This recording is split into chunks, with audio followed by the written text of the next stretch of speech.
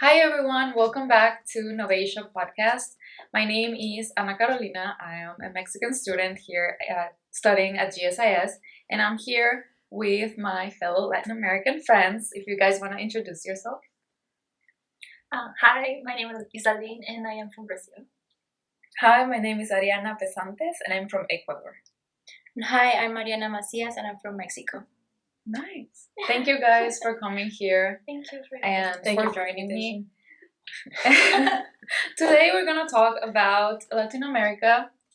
We are, as I said, Latin Americans here in Korea, so we obviously had a little bit of a shock coming here. It's inevitable. So I kind of want to start, kind of with the question: what made you come to Korea in the first place? Like, why all the way here, halfway around the world? Do you want to start? I I can start.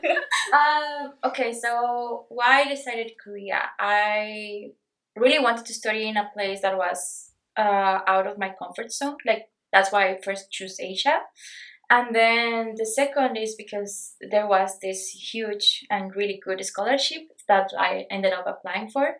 And that's why I ended up coming to Korea. I really wanted to be like in a different country with a completely different language. And I really also thought that in the case of Korea, because of the development, economic development and the cooperation aid that they actually now give, it was a really good place to like start my studies in this area. And that's how I ended up choosing and deciding to come here. When did you come here? I've been already in Korea for 2 years and something. Mm. Yeah. I actually came pre-COVID, but I was not in Seoul, so yeah, things are a little bit different. Yeah. Yeah, actually I came with the same scholarship that you did. So yeah, that was definitely one of the reasons like to have this opportunity to come. But also I was always very, very interested like in Asian cultures in general and Koreans in particular. So I actually came to study Korean studies since my undergrad was in international relations. So for my master's degree, I wanted to have something more specific. So I ended up like I really always liked Korean dramas, and I started to like Korean music too.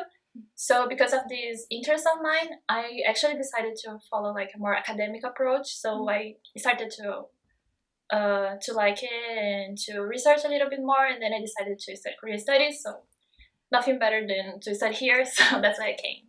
Makes sense. Nice. Well, I also came here with the same scholarship. No, kidding. No.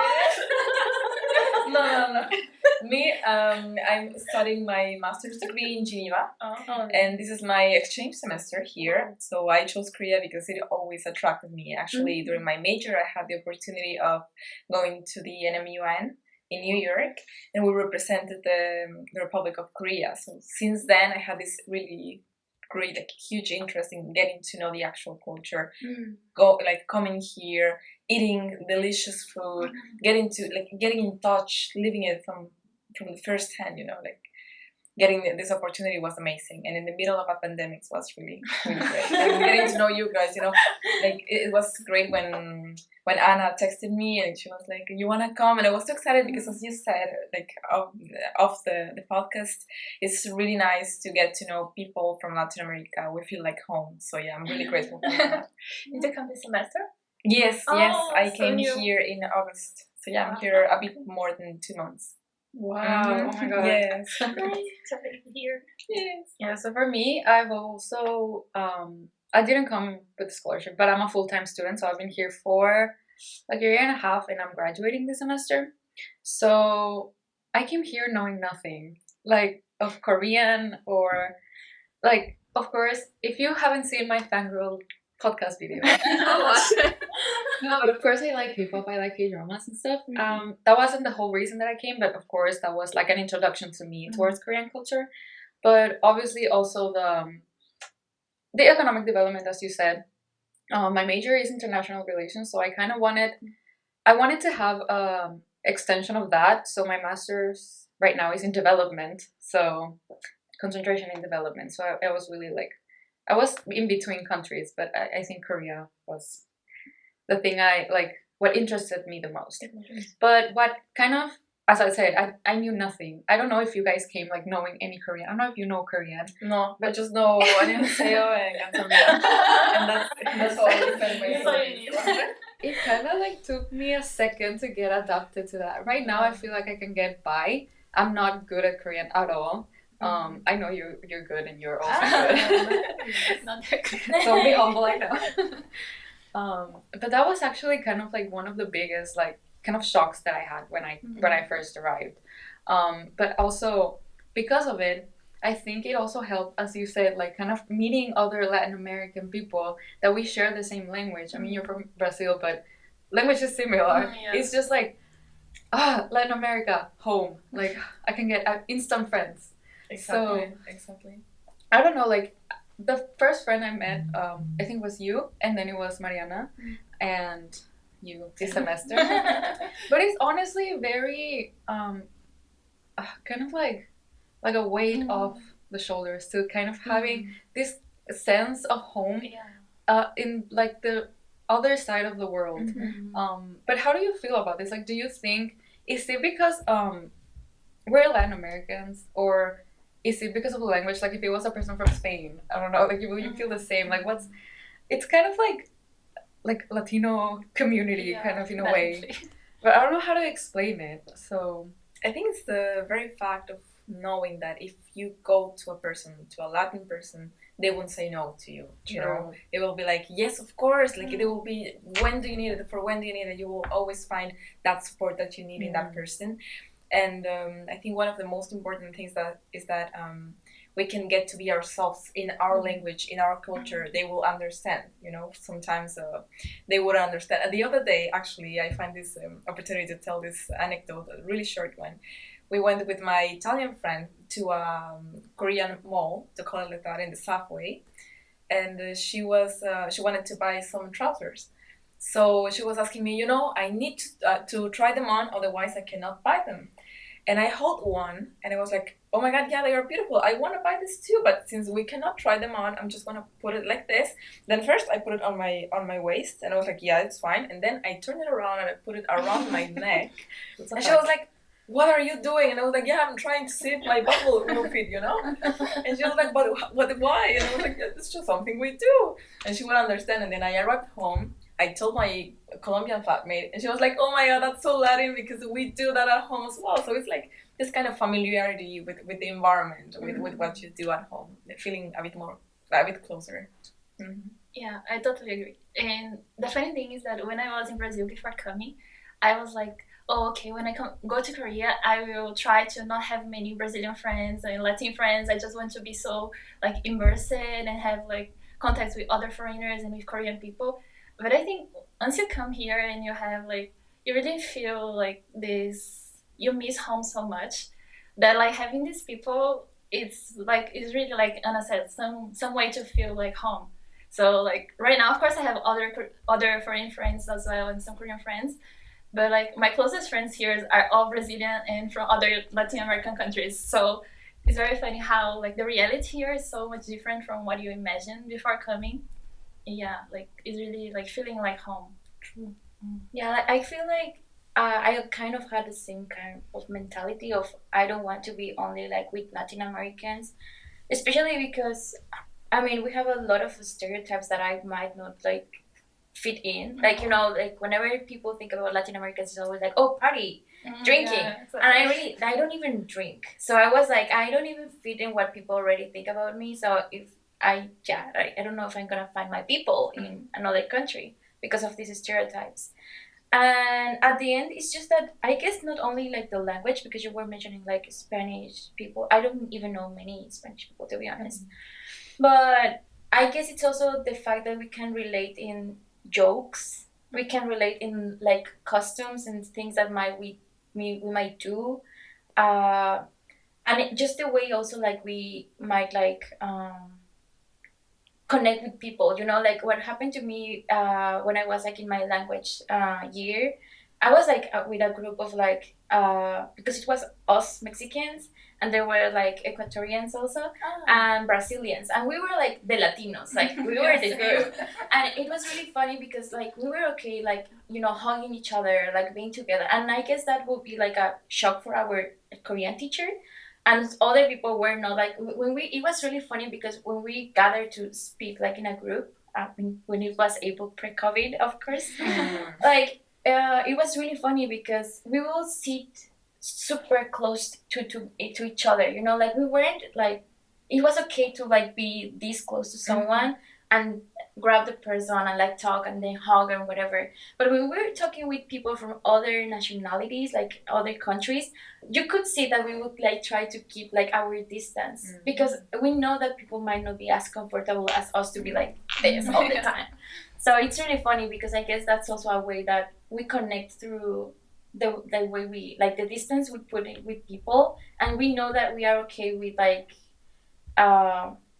violating the personal space of of people, you know. Of course, when you know them, because if you approach a Latin America, there will be also like, what's going on? No. Yeah, of course. Yeah, that's true. Yeah. But I think it's part of the like you feel like, oh, I can be close to that person and it's okay because maybe I guess we're kind of like really touchy people. Like I can want to do the this. Yeah. Actually, we met today. Oh, really? In person. I mean, in person. Yeah. No. But during class, I remember. Oh, sorry. Yeah. So continue. No, yeah. Okay. So I was going to say that during class, while you were talking, I remember this how we met online. The professor was calling her Elizondo. You know? Because our names, like my name on Zoom is Ariana Domenico Pesántez Rodas, and your name is Ana Carolina Elizondo. So he will be calling her, Elizondo, do you want to say something? And then I texted her, like in private, you know, Ana, you need to change your name. Because the professor wouldn't just understand how names work, you know? Then I had another teacher that would call me as well, like, Rodas, is it okay if I call you Rodas? And I was like, no, that's my very last name, call me Ariana. So yeah, it's also true, like how you approach, like even online, you know, we have found ways with COVID to kind of try to approach our Latin American roots. Yeah, like actually our last names, when you see the Zoom and you're like, oh, that's so Latin American. Yeah. I have to text this person because I know where you come from. Literally, we met the same, like on Zoom, like private chat, like, hey. Because he was like, I'm from Mexico, and we were both like, this girl's from Mexico. Hold on. Oh, yeah. But I mean, as you were saying, like the personal touch and like being kind of warm about like and more okay with kind of like contact. Yeah, basically. Well, in Mexico we say hi like with a kiss. Yeah, in Brazil too. Well, before COVID, yeah, in Ecuador. These days I don't think so. No, but yeah, I was saying like this is the first time we met in person and we like hugged and it was okay, and I think we also do. So I don't know, like it's something I wouldn't do with other nationalities. Yeah, because you don't know if they're okay. Like I often ask my friends like, can I hug you? But I know with like if I have a Latin American friend, I can just like absolutely. And it's okay, you know. Like it's absolutely. Like you can even like just open your arms and the person will come, and if you do that with someone else, they will be like, what are you doing? Yeah, that's very true. But you know, we also adapt ourselves to like to where with whom we live with, you know. For instance, I live with other 7 persons in my flat, and they are from many different parts, and I really like them a lot. They are the best persons. And you know, there's this flat downstairs, and it's full of foreign people, and they would party like during the week. They would party until 2 a.m. And my German flatmate, she was struggling like she couldn't sleep very well, so she was like, I cannot afford to do this. And then I thought, you know, I was even singing to the songs that they were dancing downstairs. You know, I was like, like having my own part in my room. And then I felt bad for my family because, you know, we're a family now. I'm living with them, so I need to take care of them as well. So because we care about each other in that sense, because now once you start living with someone, it's also like your family. So I decided to go downstairs because they were singing songs in Spanish. So I said, there must be someone that's speaking Spanish. So I went downstairs and I was like, ¿Alguien habla en español? Which means like, does someone speak Spanish? And then there was this guy, like, no, but I speak Portuguese. And I was like, yeah, you know, but he was not from Brazil, okay. He was from Portugal. So, yeah, we decided to speak up and tell them, like, you know, you cannot really do this, but they would be so disrespectful, and you would expect them to just understand and stop doing that. Mm-hmm. And they continued to do so, like, for several days and even, like, a week more. So my landlady, she had to come, actually, and threaten them so that they would stop. But what I wanted to say with this is, like, even though we rather prefer to be with our Latin environment, we also cherish those people that like our presence or do not discriminate or like or that we're living with them, you know. Yeah, I also have I live with 2 other roommates, but they are, one is Vietnamese and the other Iranian, and like you say, like, I care for them, like it's something, I guess as a woman, you guys will relate about this. Like, it happened that one of my roommates disappeared for a weekend. And I was worried. I was like, I'm not even her mom. Like, it's not like we are like close friends or anything, but I texted her like on Sunday and I was like, hey, I just wanted to know that you're okay. And she was like, oh yeah, like, I'm returning later to house and everything. And I told her, like, okay, I just don't want to look like I'm a mother, like I checking when you come or when you go. Like, honestly, I don't mind. But I guess in my culture, we kind of like care for other people, especially women, and you can do whatever you want with your day and whatever. But if you tell me, like, hey, I'm not coming home, like, my head is not gonna have like that worry, you know. And she was like, oh, you're so sweet for like caring, and you know, I was like, it's just like, I guess it's something that I'm used to do. And even if you don't understand this part of like our culture, I guess, I don't know if it's even kind of cultural or just like paranoid issues.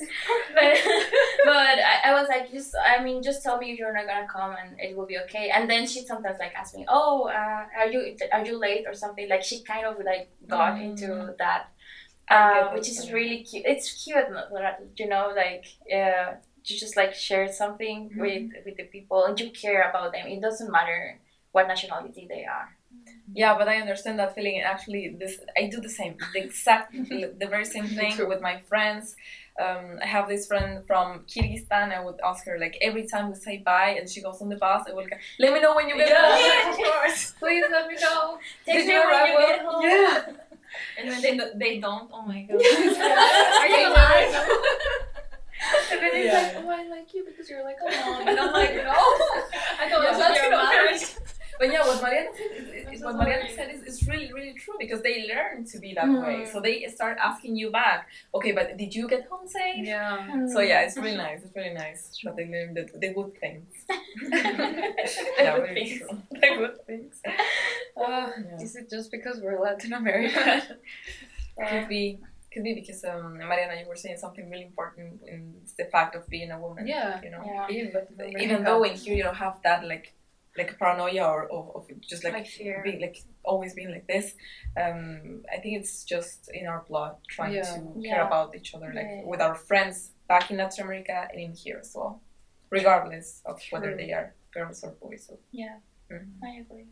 And also, okay, changing of topic completely, but I know you were saying something about like sharing jokes, and I know we share a lot of media, right? Like a lot of popular media. Like, I know you listen to a podcast. You just mentioned you listen to a podcast. Yes. That's like a Mexican podcast.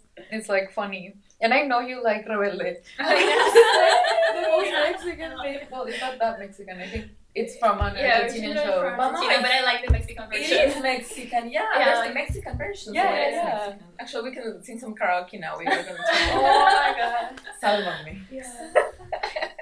Oh my god. But to me, that's super interesting. I also know that, like, El Chavo del Ocho is like a thing in Latin America.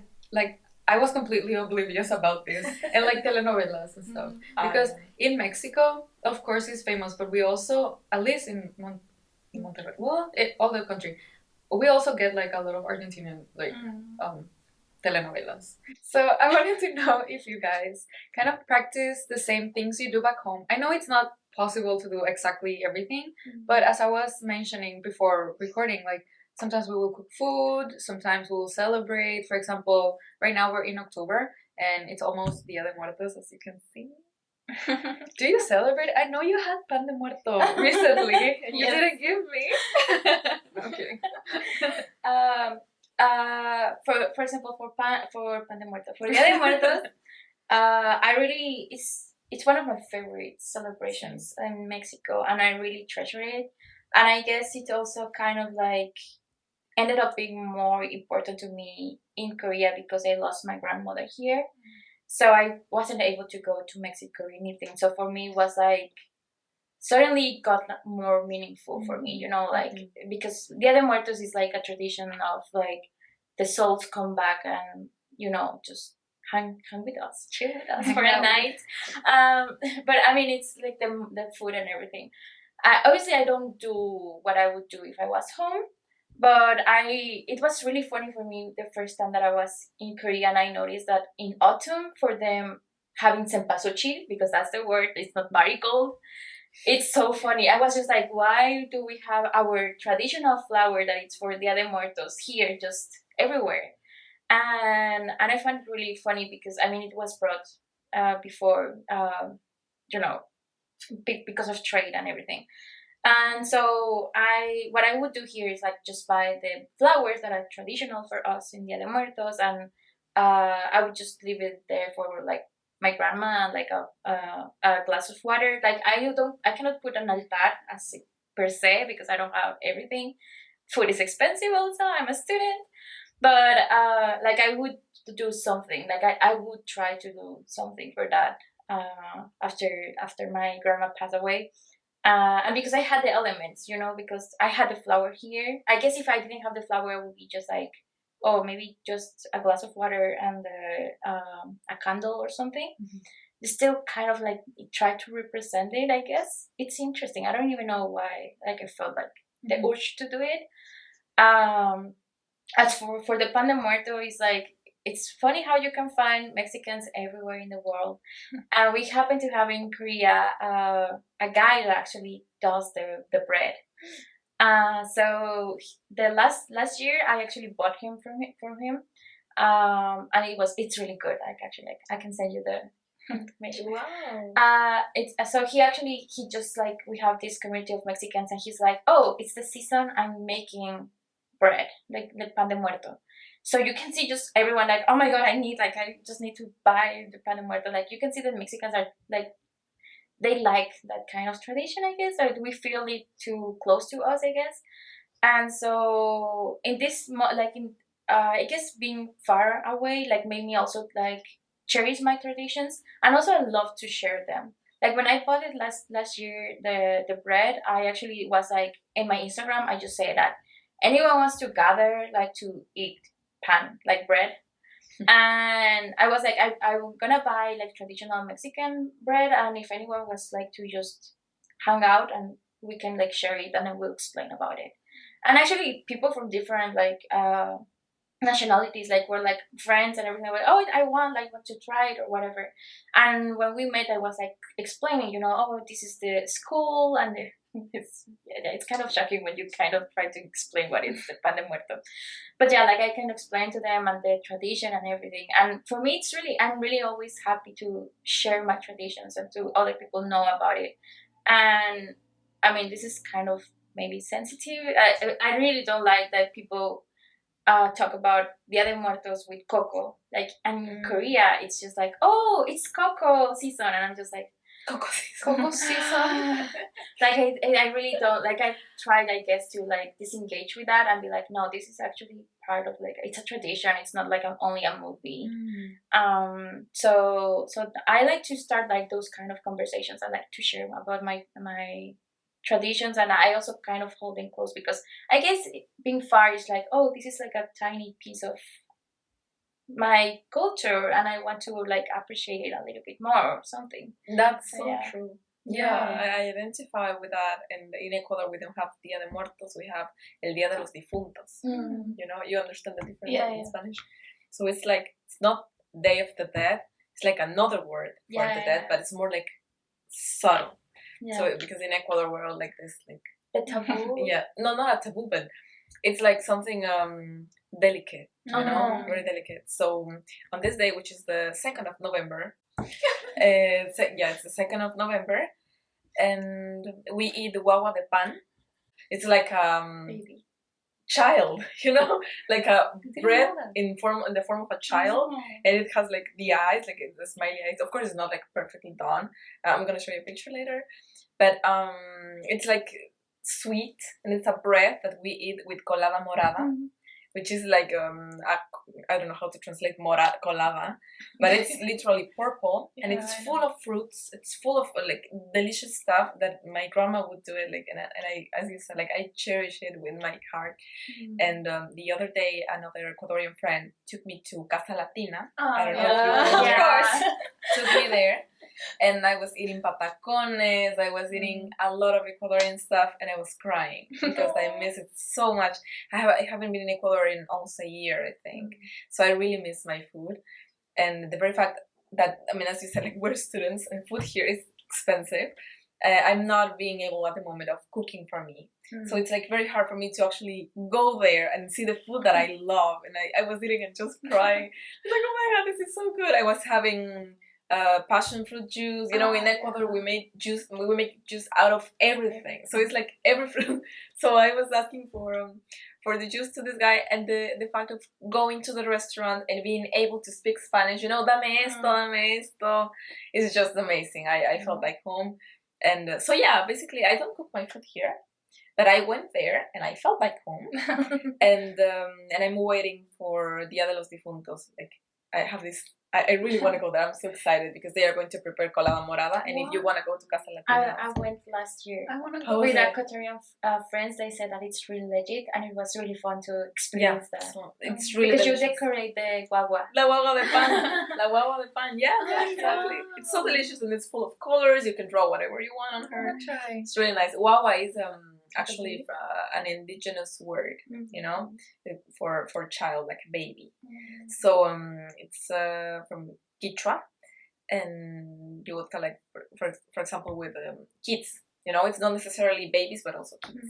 So yeah, but it's really an amazing tradition that we have back home. Yeah, and I think like what you guys said about treasuring like some traditions and food more when you are here is totally true. Like first time when I came, like my mom was like, "Don't you want to take this food or something and put in your luggage?" And I was like, "No, I just need to take my clothes, and I already have so many things to take, so I didn't bring anything." And then like after 6 months that I was here and I was living in the dorms, so I couldn't even cook. I was so desperate for Brazilian food. So when I went home, like for the first time, I didn't even take any home. Clothes, anything. I just took like 2 empty luggages and I just brought food. My 2 luggages were like 23 kilos each of just food, of just Brazilian food. So, and now that I live in a house, like every day I just cook like not really Brazilian food, but just like food that we use it to eat in our house.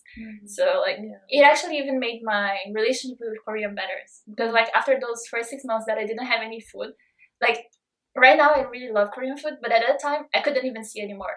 I was just like, what is this food? I hate it. I just want my food, please. And now that I have this opportunity and I have some ingredients and I can cook, when I go out and I eat Korean food, I just love it more because like I have mine in my house and I have this one that is different outside. Yes, so yes, that's very it's like it's the perfect balance. Yeah.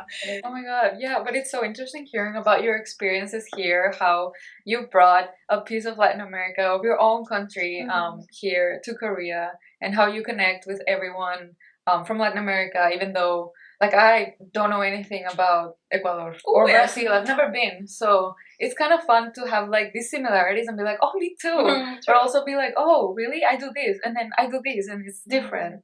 So also kind of connecting, now that we are so far from home that we miss it a lot, kind of like sharing these experiences with one another. It's so pretty, so beautiful. So yeah, so thank you guys. Unfortunately, we're out of time, but please give us our group chat. It was really nice to see you. Thank you. Really, I would like to have you again soon if we can. But thank you. Thank you. Guys, don't forget to like this video, comment if you have any doubts, and don't forget to subscribe to the NOVAsia channel and to follow us on all the social media, Instagram, Twitter, YouTube, LinkedIn, etc. All the links are going to be up in the description and at the end. So thank you guys, and we'll see you next time. Thank you. Bye.